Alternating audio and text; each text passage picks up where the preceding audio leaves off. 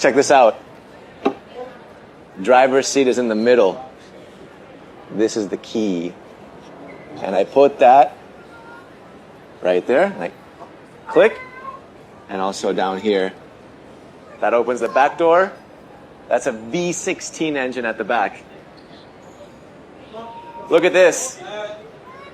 Look at the shape. This is a brand new Audi made in 2024. Gonna open this up. Click this one more time. And one at the bottom. Now over here, there's two knobs. Do this, and then that.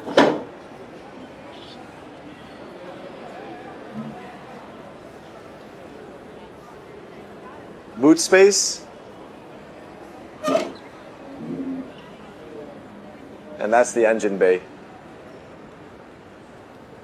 This car was designed in the 1930s, but built by Audi Union 2024. It's called the Type 52, one of one. What do you guys think?